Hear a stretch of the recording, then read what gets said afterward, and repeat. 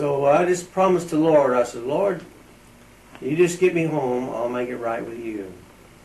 So when it came time for me to come home, we got on the ship, and on the way home, well, it was real foggy, you know, Brother Peter, and coming into Los Angeles, and the only thing was stuck in my mind that how this lighthouse was out there. It was guiding us to the shore.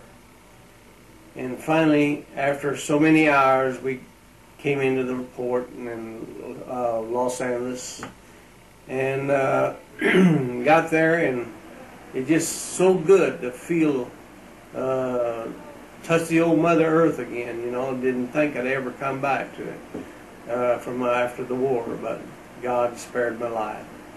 So finally, I went on down to another station and received a discharge, and I came, got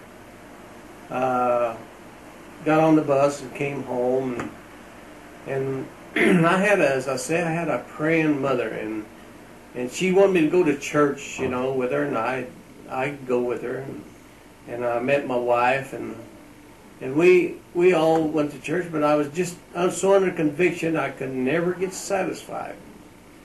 And I just went to one altar after another one. So I told my mother, I said, Mother, I don't have what you have, but I said, one of these days, I said, I know what I'm looking for. And so practically a year had passed. It was 1946, and my wife, she wanted to be back in Arkansas, it was, to where our first baby was to be born. And so, so after our baby was born, well, we heard Brother Branham going to be in Pine Bluff, Arkansas. And so, as we thought on it, and I said, well, honey, I said, I don't want to go unless you go. She said, you go ahead. She persuaded me to go ahead. He's getting a big bus load, you know, to go over there. And so I said, okay, I'll go with them. And so we got on the bus and started out for Pine Bluff, Arkansas. And you know, Brother Peter, you know, coming up to the meetings, people was coming in amulets, and people was dropping them off on any way to get there in this church we were at. And we got up there in the top balcony as the only seats we could get, and while Brother Brandon was coming out bringing the message, he preached a very short message, and he had a prayer line. And this boy that went over with me on this bus, he was cross-eyed, and a few other people that I knew that were very ill. And so, as I was watching Brother Brandon pray, and blind eyes open, and deaf ears unstopped, well, you know, I couldn't get over that feeling. I wanted to shake that man's hand. And so I pressed my way down through the crowd, and I got to Brother Brandon, and I said, Brother Brandon, I'd love to shake your hand. So I got in and I shook his hand. It was just like if you touch a hot wire. I never felt anything like it. And so I went outside. I was so under conviction that I wanted to know the truth. And so I threw my cigarettes under the car.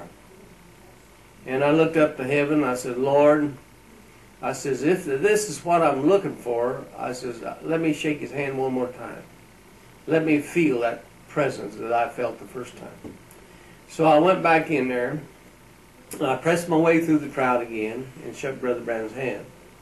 And it's the same thing. I felt the same thing. I was satisfied. I didn't understand it, but I knew that what I was looking for, that I was happy. And I just went on till I received the baptism of the Holy Ghost, and God marvelously satisfied my heart and life.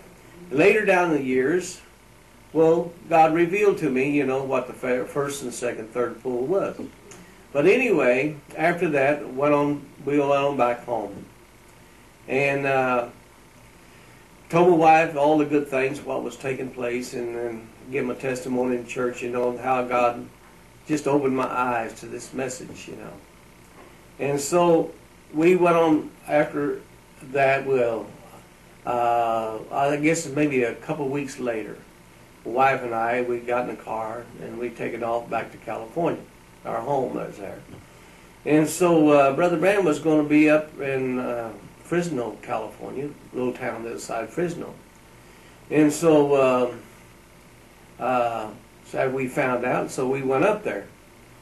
And we was sitting there in the church, and you know, we just, you know, just to being around Brother Branham and his presence, you know, it was more unspeakable and full of glory. You just can't explain it, you know. You just wanted to come back in his meetings. And so my wife, she went through the prayer line. Said, I'm going to go through the prayer line to be prayed for.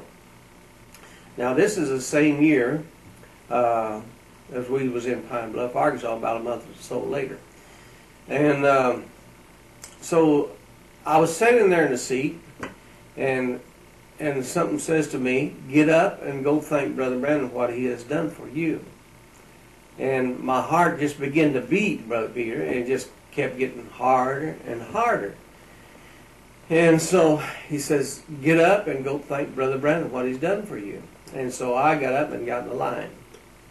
I went in there, and when I got up to Brother Branham, he just stopped and looked at me. He said, what can I do for you, brother? I said, Brother Branham, I just want to thank you for what you've done for me in the meeting at Pine Bluff, Arkansas. I give my heart to the Lord in your meeting. I just want to thank you.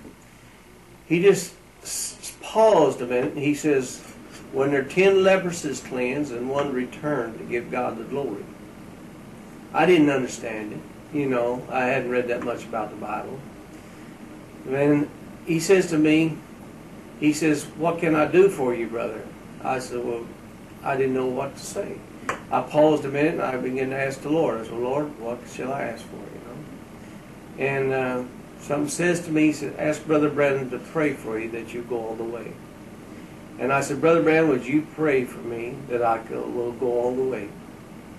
And he said a simple prayer, but words couldn't express it, you know, the goodness that it's always stuck with me. And it never has got away from me, you know. He said, I'll meet you on the other side. That part I've always stood on, Brother Peter. And so later down the years, well, and I think it's 1958, Brother Branham was in San Jose. So I wanted to take some pictures of Brother Branham, and we were out there in the back, the auditorium, as he's coming into the back. And there's a sister out there named Sister Listen. I asked Sister Listen, I said, you know, Brother Branham's going to be through here in a minute. And I said, I'd love to have you take some pictures of us, you know, together. And so Brother Branham showed up, and so I taken some pictures of him and his family. And so I asked him, I said, Brother Branham, I'd sure love to have a picture of you.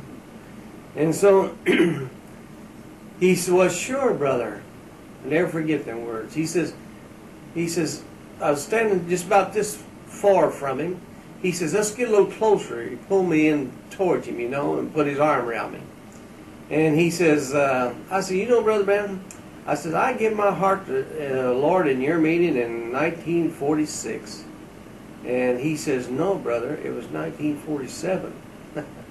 And so it got me thinking, you know, and got me digging a little more, you know, what he said. And but anyway, after that, I began to see who the man was. God began to open my eyes, you know, Brother Peter, who the prophet was, you know. As he said, you know, on tape, it's John the Baptist, the forerunner of the first coming. He says, he'll pack this message forerunner of the second coming. But see, I didn't realize that then. But it wasn't time for it to be revealed to me, even though that seed was lying there and that, you know, that had to shine on it, you know, for it to come forth. But gradually it was coming forth.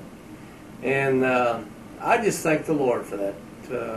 You know, I'm glad to share the little experience with a brother and that over there in Belgium, and that I had seen the prophet and the prophet's son, the prophet's you know, and the daughters, you know, I've been with them, and it's been a blessing to me. And I'm very happy to share these few words with you.